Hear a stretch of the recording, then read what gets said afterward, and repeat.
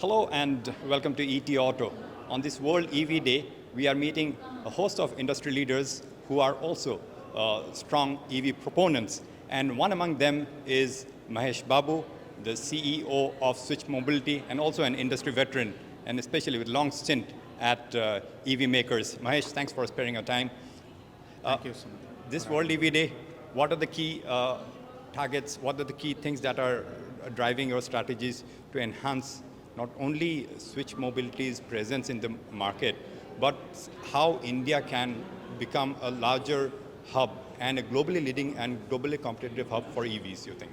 Yeah. Firstly, my wishes to all the industry partners, consumers around the world for the World EV Day. I think India has played already a significant role on EV. We as automobile OEM, as Switch Mobility, we have taken various initiatives. If you have seen my post today, we have launched about 3 new products on public transport buses, and we have also launched 2 light commercial vehicles for the last mile and mid mile mobility. I think on this EV day, I would say that more choices to customers with multiple products on electric vehicles, and then using renewable energy to charge them will really be the future of mobility, what we are talking about. And on the topic of how we have to do, I think I see EV as a 3 important player for India. 3 important leg. One is its import substitute, so the energy security for the country is being taken care by the EV. Then the pollution, like we are talking about in the cities, like major cities to reduce pollution. Third is, I believe in commercial vehicle, we have an economic benefit for the customers. Like the LCVs, we are saying if you run about 150 kilometers and above, you get about 6,000 to 12,000 rupees saving per month, which helps you to earn better while you are contributing to other factors as well. So I think India is very, very significantly, what I would say, conscious of economic returns, and hence commercial vehicles, electric vehicles, both in passenger as well as goods, make sense. In terms of India's role on automobile, I believe India has been lagging in the auto industry for 100 years in terms of technology, in fossil fuel variants. But electric vehicles, I think India has a very high chance to become a global player, both in supply chain as well as contribution of products, innovative products from India to the globe. Because EV is bringing a lot of software and integration of embedded system into the vehicle, and India is very strong at software. So if we integrate the auto industry and the embedded software industry together, I think we can create good products. So, and we believe that we will play an important role. I aspire that India becomes the second largest EV market, as well as the what I would say, the makers of electric mobility in the world, and that will take time. And I wish all the industry leaders, consumers to work towards it, and we are working towards it. According to a report, 30 to 35% is the expected EV penetration overall, I'm saying, in the auto industry by the end of this decade in India. Towards that, in terms of the commercial vehicles, which is where you are having a play, both on the truck side and buses, what are the kind of penetration level do you expect? And by then, what are your internal projections for Switch Mobility? See, I believe if you look at specific segment, Sumitra, then there is a possibility that in fact we will surprise and be more than 30% as well. Look at 3-wheelers. When I launched the first India's 3-wheeler, everybody said 30% is not achievable, which is already achieved. So similarly, if you look at buses, which is city buses, I think there is a strong push from Government of India, makers, and as well as the city state transport undertakings, where they want to adapt to electric. Already we are seeing tremendous penetration. I believe that it will cross 30% by end of the decade easily in city transport buses. Slowly intercity buses are also getting electrified with long range vehicles coming in, so that also will get electrified. We have also demonstrated through our Switch products that we can do employee transport to multiple stakeholders in the country, and then it becomes economically viable for employee transport, because these vehicles run sometimes 3 shifts, and then it makes economic sense for employee transport.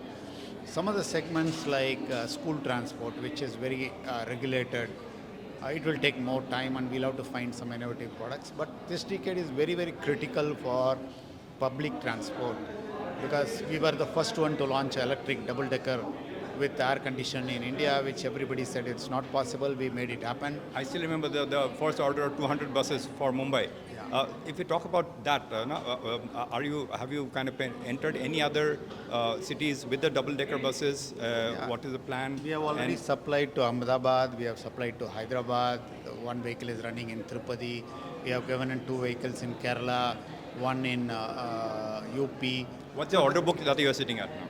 See, the overall the vehicle, we have about 1800 order book for the buses, which we double supply. deckers? No, all the vehicles put together. So the electric bus market, we have about 1500 to 1800 orders in hand, which we will deliver in next 12 to 18 months. That's That the would be plan. an order size of how much in terms of revenue?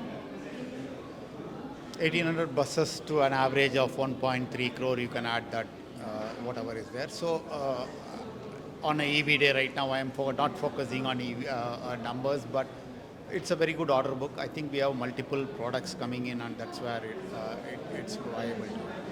The second one is on the light commercial vehicles. I think the last mile and mid mile mobility has played a vital role in both emission reduction as well as in economic benefits, which is less dependent on charging infrastructure because it runs within the cities.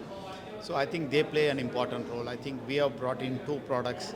Multiple OEMs are coming The in that IV3 and the IV4, right? switch IV3 and IV4. So what is the order size on that front as well? See, we have already delivered more than 400 vehicles in the market. As we speak, we are increasing multiple entries. Big players like Amazon, Flipkart, IKEA, you name any big players, we have the vehicles today. But you have to remember that we launched it and started delivering the vehicle in April, and all these are numbers are without subsidy from the government. So there is a market, people, and economic viability even without subsidy. But if with subsidy, I think the numbers will look much, much better. You are hopeful of FAME 3 including subsidy, offering subsidy to that segment as well? I'm really hopeful because there is no reason to remove a commercial vehicle which was there in FAME 2 to remove it from FAME 3 because these vehicles or these drivers are bottom of the pyramid people who lives life, and we are saying electric mobility is going to put them more cash into their pocket, which will help them to bring the economy up. And these are all the players who are really contributing to reducing the pollution in the city as well, and so on and so forth. So there is no reason that FAME 2 should exclude it. If it is excluded, I will be surprised because it's going to help not the OEM. I think there is a notion that subsidy is given to the OEM. The subsidy is given to consumers, and we process it on behalf of them. So we'll have to really look at the subsidy to the consumers because he is going to earn more money. It's his second child, education or things like that. We'll have to look at socio-economic benefits to the consumers who are in commercial vehicles at the mid-mile and last-mile mobility segment. Lastly, you have a dream of being a global player in terms of electric commercial vehicles. Towards that, you had some plans, but you reworked them. So, but you decided to service the global markets from India. You're planning to seed the first set of buses in Spain, if I'm not wrong. Have you embarked on that, and also with your neighboring countries? Yeah, obviously. So as we speak, we have 4 buses in Mauritius, which was exported from India. Our E1 bus, which is designed and developed for European market, is ready. All the approval certificate tests have been done, and we are expecting to complete everything and get our type certificate by in a month time. So after that, we will be delivering before end of this calendar year 2 buses to Spain. Now that we have the certificate on the demo bus, we will be able to actively participate in the tender in Europe. We have real hopes that a brand from India, which is part of the Hinduja group, is able to really explore market in Europe. And as you know, we are already in UK, we have healthy orders, and we are looking forward to really make a global presence of switch mobility with our technologies, which are proven both in UK and India as of today. And that's our commitment on the World EV Day. On that note, Mahesh, always a pleasure talking to you. Wishing you and your team all the very best on behalf of ET Auto. Thank you. Yeah. There you heard Mahesh Babu, CEO of Switch Mobility, talking about what needs to be done in terms of achieving India's potential in the global EV arena, and also Switch Mobility and Switch Mobility's plans in both on the buses side as well as the commercial vehicles. There you heard sharing those plans with us at ET Auto. So thanks for watching this interview.